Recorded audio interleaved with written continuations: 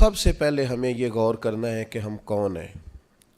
ہم وہ لوگ ہیں جنہیں اللہ نے لاکھوں کروڑوں لوگوں میں منتخب کیا ہے اپنے گھر میں جانے کے لیے۔ احساس تلے دبے ہوئے لوگ کہ یار میں ہی اس کے گھر جا رہا ہوں، اللہ نے مجھے ہی بلا لیا ہے، بہت بڑا احساس ہے اگر کسی کو نصیب ہو جائے۔ انسان کی گردن اٹھتی نہیں، آنکھیں کھلتی نہیں۔ امام حسن رضی اللہ تعالیٰ عنہ صحابہ میں سے کثرت سے جاتے تھے، اور سیدنا عثمان غنی رضی اللہ تعالیٰ عنہ کثرت سے جاتے تھے، تو پیدل جاتے تھے اکثر حضرت حسن رضی اللہ تعالیٰ عنہ۔ تو لوگوں نے کہا کہ سواریاں موجود ہیں تو پھر آپ کا یہاں سے پیدل جانا، تو فرمانے لگے کہ جب انسان مالک کے حضور جائے تو پھر اسے عاجزی سے جانا چاہیے۔ تو پروٹوکول کی طبیعت چھوڑ کر یہاں جانی چاہیے، اس لیے کہ اللہ تعالیٰ دیکھیں اسلام ہم پر کوئی سختی نہیں کرتا۔ سیدہ عائشہ صدیقہ رضی اللہ تعالیٰ عنہ فرماتی ہیں کہ دو چیزوں میں اگر نبی پاک علیہ السلام کو کبھی اختیار دیا جاتا تھا تو امت کے لیے جو آسان چیز ہوتی تھی اسے اختیار فرماتے تھے، مشکلات نہیں کرتے تھے۔ لیکن حج کے موقع پہ جس کو نہیں ہے عادت طامت باندھنے کی، اسے بھی باندھنی پڑے گی، سب کو ایک ہی جگہ رہنا پڑے گا۔ کیوں؟ اس لیے کہ امت مسلمہ کی وحدت قائم ہو، ایک بولی بولیں، ایک لباس میں ایک جگہ پہ اکٹھے ہوں، کہیں تو مسلمان سارے جمع ہو جائیں ایک چھتری تلے۔ تو سب سے پہلے تو جتنے ہمارے ذاتی پروٹوکول ہیں وہ ہمیں گھر چھوڑ کے جانے پڑیں گے۔ یقیناً لوگوں کے پاس پیسے بھی ہوں گے، عہدے بھی ہوں گے، لیکن اب بھئی آپ سارے ایک جیسے ہیں، اللہ کے مہمان ہیں۔ تو ایک بات تو یہ ضرور ذہن میں رکھنی چاہیے کہ ہمیں اپنے ذاتی پروٹوکول سسٹم کو یہاں ترک کر کے جانا ہے۔ دوسری بات یہ ہے کہ جب کوئی شخص کہیں سے کچھ مانگنے جاتا ہے، لینے جاتا ہے، تو اس کا کشکول سیدھا ہونا چاہیے۔ اس کی طبیعت اس طرح کی ہونی چاہیے کہ وہ کثرت سے استغفار کرے، زیادہ عبادات کرے۔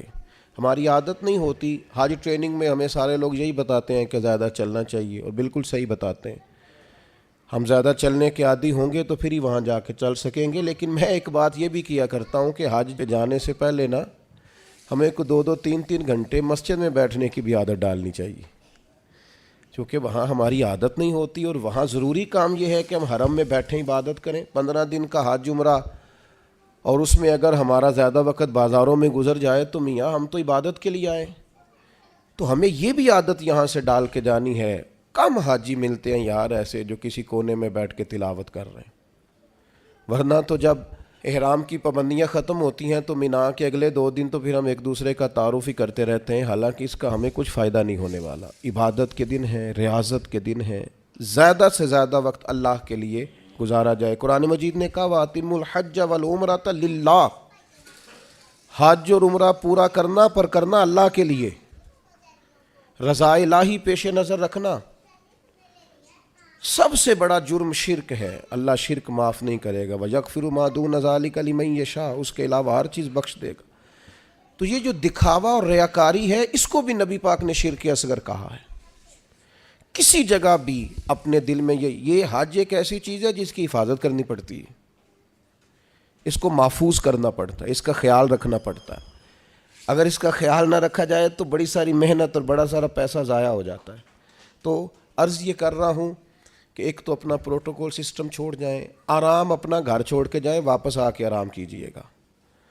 اور جو ماہر ہیں نفسیات کے وہ کہتے ہیں کہ اللہ جب بندے کی نیند پوری کرانا چاہتا ہے تو 20 منٹ بھی آنکھ لگ جائے تو نیند پوری ہو جاتی ہے، ورنہ 14 گھنٹے اے سی میں سونے کے باوجود بھی لوگ اس طرح اٹھتے ہیں کہ ان کا دل کرتا ہے ایک پیناڈول کی گولی مل جائے نا، کبھی جسم دکھ رہا ہے۔ تو نیند پوری کرنے نہیں وہاں جائیں، آپ آرام اور غصہ یہ 2 چیزیں گھر چھوڑ کے جائیں۔ خاص کر کے کہا وَلَا جِدَالَ فِی الْحَجِّ، حج میں جھگڑا نہ کرنا، اور بالخصوص جو اپنی فیملیز کے ساتھ جا رہے ہیں ان سے خاص کر گزارش ہے کہ وہ بالکل اپنے سارے معاملات، فیملی کی بحثیں گھر چھوڑ کے جائیں۔ غصہ نہیں کرنا وہاں جا کے، آرام پسند نہیں ہونا، گھر آ کے کریں گے انشاءاللہ۔ وہاں ویسے کوئی وہاں بے آرامی نہیں ہے، لیکن جو ہم عادی جس آرام کے ہوتے ہیں وہ بھی بہرحال وہاں میسر نہیں ہوتا۔ دوسری بات، ذوق شوق بڑی ضروری چیز ہے، سرمایہ ہے انسانی زندگی کا۔ حضرت شیخ ابو بکر شبلی رحمۃ اللہ علیہ سے کسی نے کہا تھا میرا اپنی بیوی سے بڑا سخت اختلاف ہے، اور سال بھی بڑے گزر گئے ہیں، بچے بھی جوان ہیں۔ اب کوئی ایسی صورت بھی نہیں کہ علیحدگی ہو سکے تو کچھ بتائیں. تو فرمانے لگے کہ تو اصل میں نا اپنی گھر والی کی صرف منفی باتیں یاد رکھتا ہے. تو اس طرح کر، آج سارا دن تلاش کر اس میں خوبیاں کیا ہیں، اللہ تیرے دین کو تازہ کر دے گا، تیرا اسے چھوڑنے کو جی نہیں چاہے گا. اپنے آپ کو تازہ رکھنے کے لیے ہمیشہ مثبت چیزیں پیش نظر رکھنی چاہیے. میں بھی اللہ کی توفیق سے حاضر ہوا ہوں، آپ بھی جا رہے ہیں، کئی آپ میں سے 2 دفعہ بھی جا رہے ہوں گے. وہاں جس کو اللہ نے بلایا ہے نا، خدا کی رحمت ہوئی ہے تو گیا ہے. اگر ہمیں کچھ پتہ ہے تو ہم وہاں لوگوں کی غلطیاں نکالنے نہیں گئے، اپنی معافی لینے گئے. اس لیے مثبت باتیں ذہن میں رکھ کے جائیں. اور تیسری گزارش آپ سے یہ ہے کہ نبی کریم علیہ السلام نے فرمایا جلد بازی شیطان کی طرف سے اور بردباری رحمان کی طرف سے. ہم حج کرنے گئے، ہمیں کوئی کام نہیں ہے، کس بات کی جلدی ہے؟ آپ اطمینان سے اپنے سارے حج کے ارکان کو ادا کریں، اطمینان سے آپ عرفات میں دعائیں مانگیں. کچھ بھی نہیں ہوگا، آپ کو معذور لوگ پیدل چلتے نظر آئیں گے وہاں. اطمینان سے آپ اپنے اس طرح کا اطمینان نہ کریں کہ قافلے سے بچھڑ جائیں اور آپ کو ڈھونڈا جائے، لیکن یہ کہ جلد بازی نہیں. کچھ بھی نہیں ہونے لگا. طواف زیارت کا ٹائم 12 ذی الحج تک ہے، آپ 12 تک وہی ہیں. آپ سکون سے اطمینان سے لوگوں کو لے کے چلیں گے، آپ کو اس میں فائدہ نظر آئے گا. چوتھی گزارش یہ ہے کہ اسلام مذہب کیا ہے. حضرت تمیم داری رضی اللہ تعالیٰ عنہ نے نبی پاک علیہ السلام سے پوچھا کہ دین کیا ہے، تو فرمایا دین النصیحہ. میرا سارا دین کسی کا بھلا کرنے کا نام ہے، سارا دین خیر خواہی ہے. وہاں ایک دوسرے کو سپورٹ کرنا بڑا ضروری ہے، ایک دوسرے کو لے کے چلنا بڑا ضروری ہے. کچھ لوگ آپ کو بوڑھے ملیں گے، کچھ بیمار ملیں گے، کمزور ملیں گے، ان لوگوں کا خیال کرنا بڑا ضروری ہے. اس بات کا خاص کر لحاظ رکھیں. 5ویں گزارش حج پہ جانے والوں کی خدمت میں یہ ہے کہ آپ رب کریم کے مہمان ہیں، اللہ نے آپ کو چنا ہے. اپنے وطن کے لیے دعائیں مانگیں، امت مسلمہ کے لیے دعائیں مانگیں. ہمارے دل ایک دوسرے سے دور ہو گئے، ہر محکمہ ہر ادارہ ایک دوسرے کے بارے میں نفرت انگیزی کرتا ہے. اللہ کے حضور حاضر ہوں تو وہاں سے خیر طلب کریں کہ مالک ہم سارے آپس میں ہیں، ہمارے دلوں کو جوڑ دے، کچھ ایسا کر دے کہ امت میں وحدت پیدا ہو. عالم اسلام جو جگہ جگہ ٹوٹا ہوا ہے، جس طرح آج جوڑ دیا ہے، سب کو جوڑ دے. الترغیب بالترہیب میں حدیث ہے. عرفات کا دن ہے، کروڑوں پتو شخص ہے، اربوں روپیہ اس کے پاس ہے، نوکر چاکر ہیں، لیکن وہ زمین پہ بیٹھا ہے، بالوں میں ریت پڑ گئی ہے. رسول اللہ صلی اللہ علیہ وسلم نے فرمایا رب فرشتوں سے پوچھتا ہے، حالانکہ اللہ جانتا ہے، پوچھتا ہے یہ لوگ کدھر آئے ہیں سارے؟ بڑے بڑے امیر، بڑے بڑے پڑھے لکھے، بڑے بڑے، کدھر آئے ہیں سارے؟ تو فرشتے عرض کرتے ہیں مالک یہ تجھے راضی کرنے آئے ہیں. تو اللہ فرماتا پھر گواہ ہو جاؤ، میں نے سب کی بخشش کر دی، میں نے ان کو معاف کر دیا، ان کے لیے جنت کا فیصلہ کیا. دوستو بڑی بڑی بات ہے. یعنی شارحین حدیث کہتے ہیں یہ بڑی بات نہیں، یہ بہت بڑی بات نہیں کہ رب کی بارگاہ میں ہمارا خالی ذکر ہی ہو جائے، وہاں تذکرہ ہی صرف ہو جائے، یہی بہت بڑا نہیں.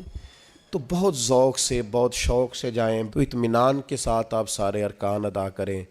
پھر جب رسول رحمت علیہ السلام کے حضور جائیں تو درود و سلام کی کثرت کریں. وہاں جائیں تو کثرت درود و سلام آپ کے آل پر، آپ کے اصحاب پر خوب درود بھیجیں. وہاں اپنی حاضریاں خوبصورت کریں، عنوان زندگی نئے طور پر شروع کریں. یعنی یہ ایک نئی زندگی ہے حج کے بعد، بالکل نئی. رسول اللہ صلی اللہ علیہ وسلم نے فرمایا جو حج کر کے آیا اس طرح ہو گیا جس طرح آج ماں کے پیٹ سے پیدا ہوا. تو اس کو بھی تو چاہیے نا نئے سرے سے چیزیں ترتیب دے. صرف یہ اپنے پیٹ کو نہ بدل لے آ کے کہ اب مطلب یہ کہ ساتھ حاجی بھی لکھ دو. یہ باقاعدہ اپنے رویے بدلے، طرز زندگی بدلے. میں آپ سے پھر یہی عرض کروں گا کہ کشادہ سینے کے ساتھ، کشادہ دل کے ساتھ اور بڑے حوصلوں کے ساتھ ہمیں سفر کرنے کی کوشش کرنی ہے. آپ جتنی زیادہ اپنی طبیعت میں حسن رکھیں گے، ٹھہراؤ رکھیں گے، بردباری رکھیں گے، اتنا حج کا سفر آسان ہوگا. حضرت ابراہیم ابن ادم سے کسی نے کہا تھا آپ نے بڑے لمبے لمبے سفر کیے ہیں، اتنی چھوٹی زندگی میں اتنے سفر. فرمانے لگے 2 سواریاں پاس تھیں، تکلیف کبھی ہوئی نہیں.